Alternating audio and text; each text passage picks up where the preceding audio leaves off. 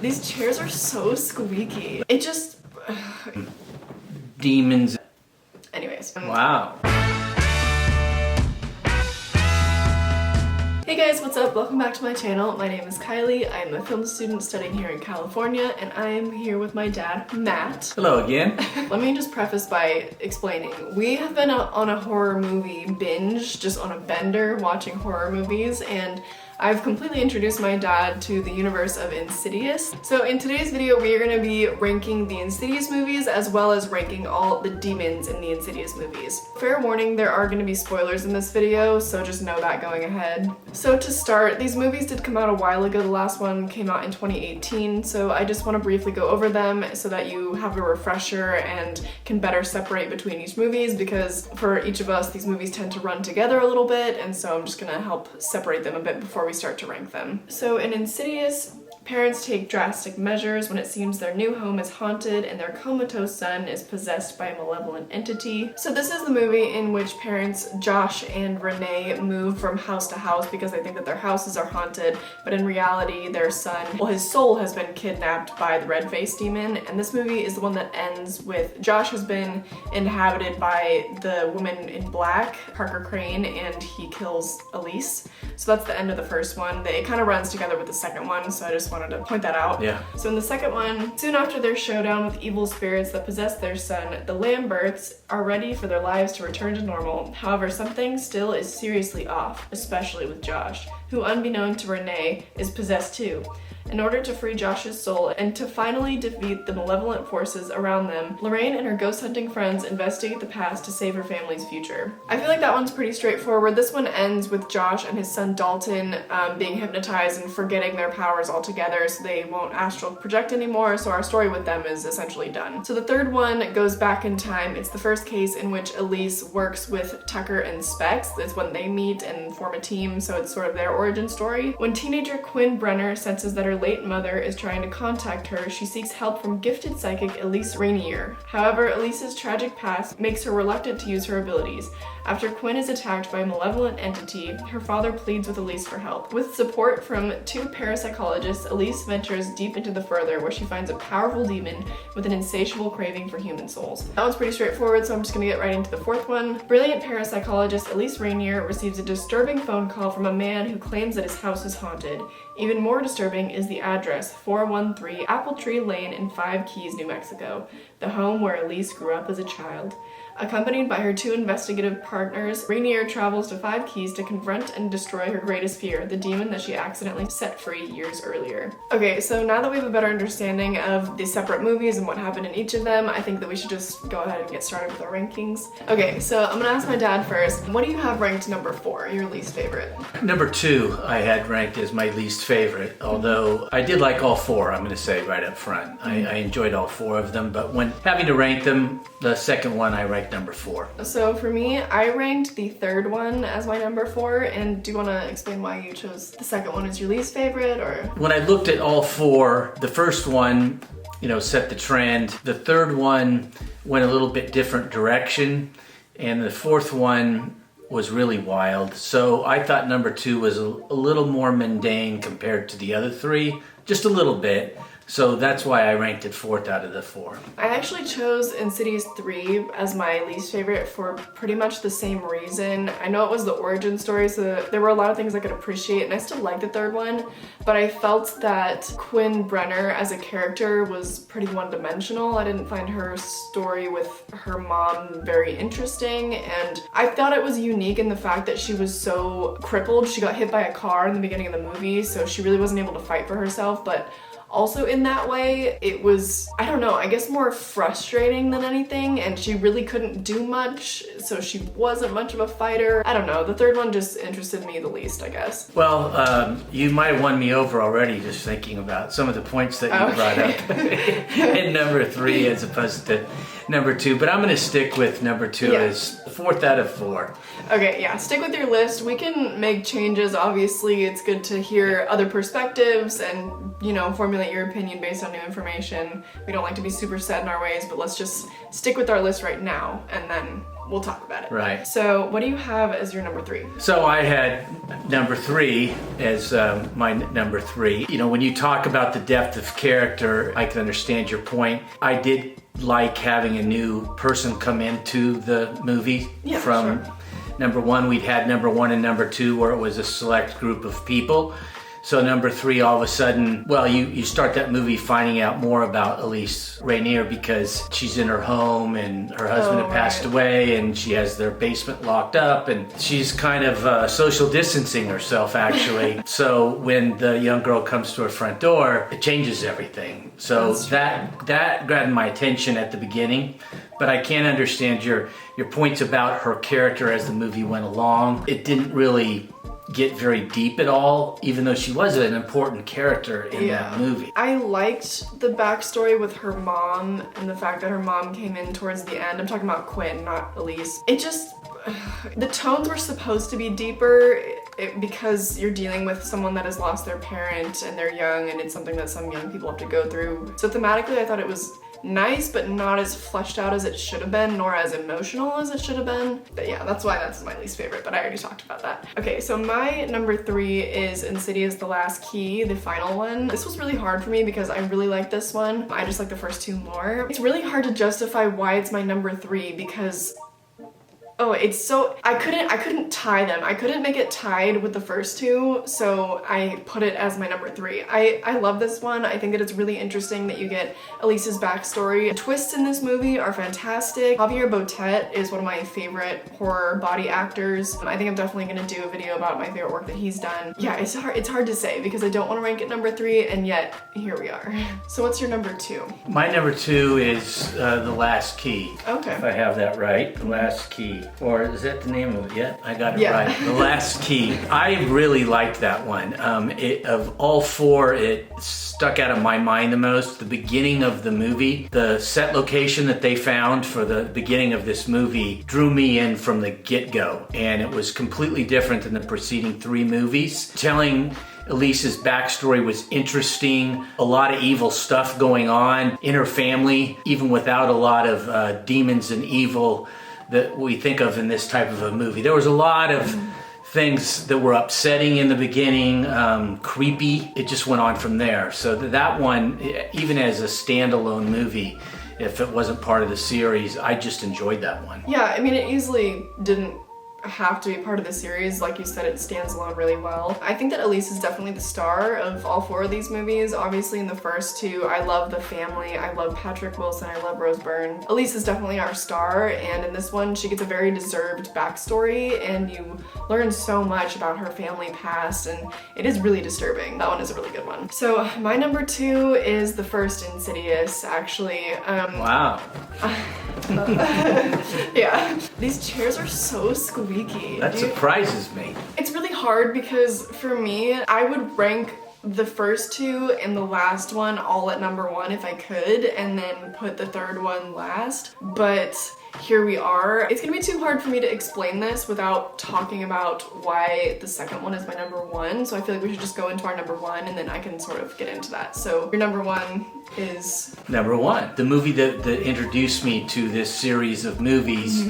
I had to give it its rightful place because it started the whole thing. The concepts that it brings in with the further and people being taken over by different people within the movie, bringing in somebody from the outside who is Elise eventually partway through this movie. It just introduced a whole new concept. In our last horror, we did talk about Insidious. We talked about how it was different than a lot of the other movies because of talking about the further and people being taken over, and they're not exactly calling them demons as much maybe as they do in some other horror movies. You know that they're unhappy ghosts that are stuck somewhere that they don't want to be. Okay, yeah, so for all those reasons, I love the first one as well. But for me, the second one, I think it's just because it's a direct sequel. It happens literally, I think, a couple days after the first one is set to take place. I just love that it brings the story so full circle, and especially in the moments where you have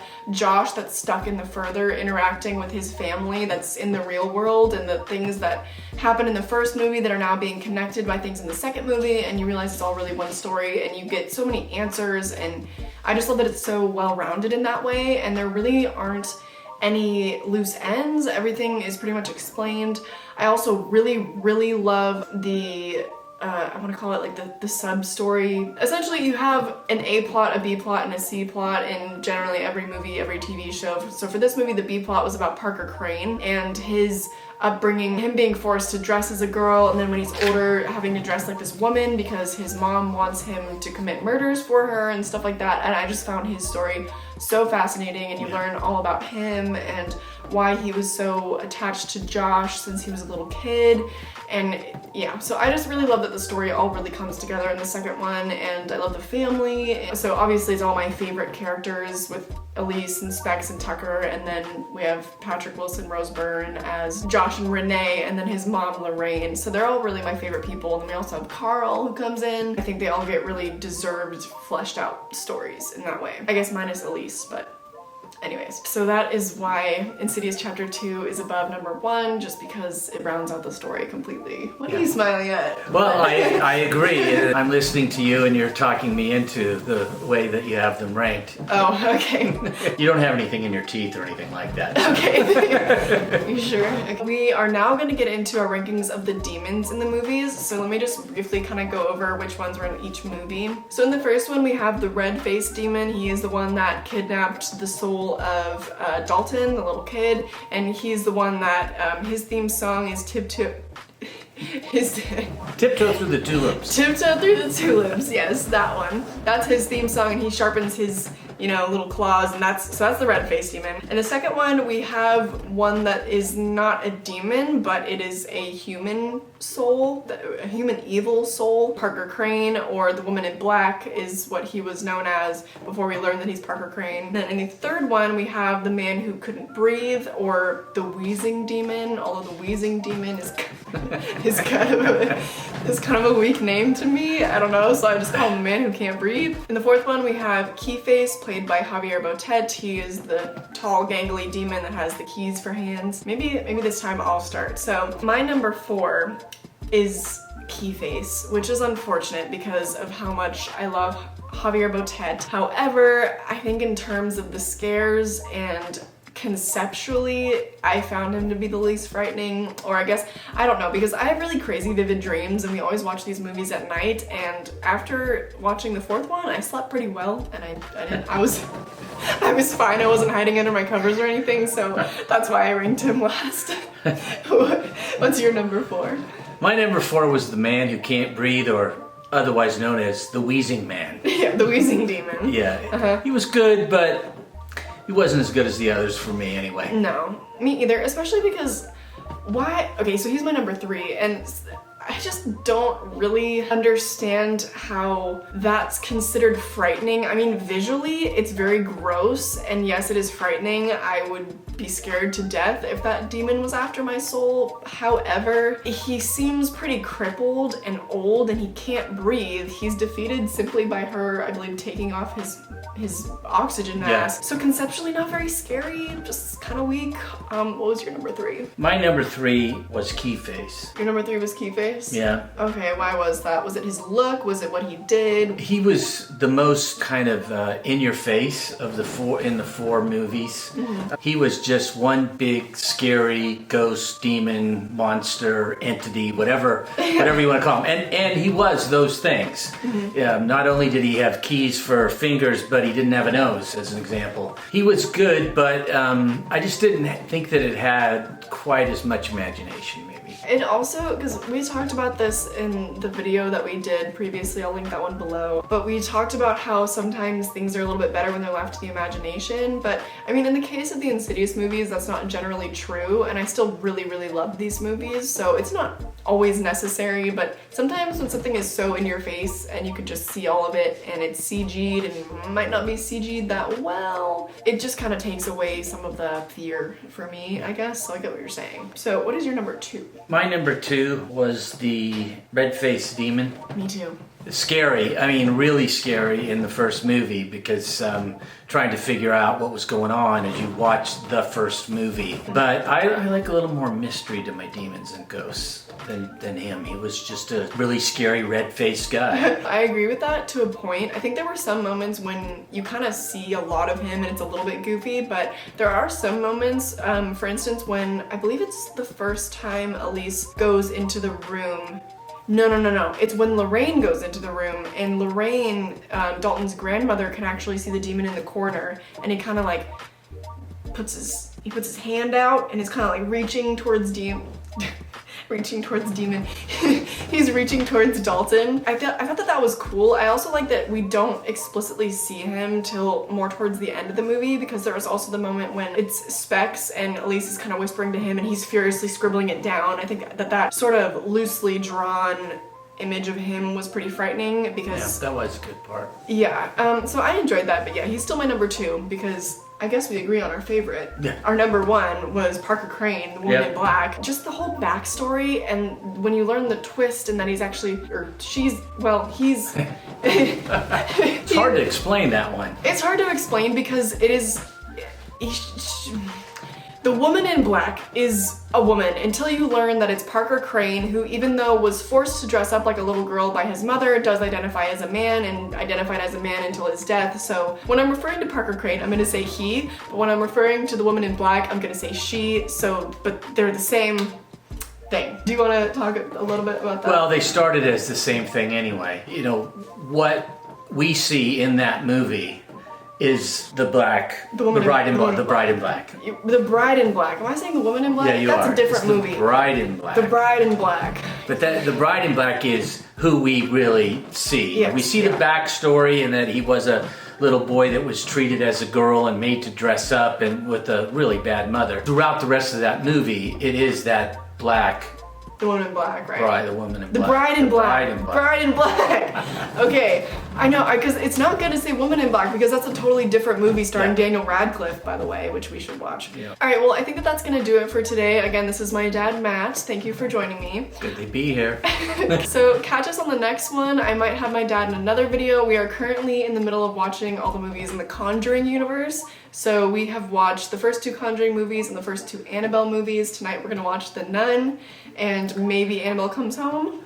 We'll see. That's a scary series as well. It is. So we'll definitely do a video ranking those movies as well, but then maybe we should kind of do a video where we compare the 2 universes. I think that would be interesting, actually. I think, yeah. Because that's what I'm starting to do. We're 4 movies deep into the Conjuring world. And so I have been kind of thinking about both of them now as two different things. Yeah, but it's interesting because they both kind of were a part of the same 2010s was their sort of rise, and so it's interesting because they both star Patrick Wilson and they are similar in tone. A lot of them are also produced by James Wan. A lot of them are Blumhouse. It's fascinating. So we might do a video comparing them as well. We're definitely gonna do a video where we compare all the Conjuring movies and rank those as well. Hope I see you on the next one, and I hope you enjoyed. Bye. Bye-bye.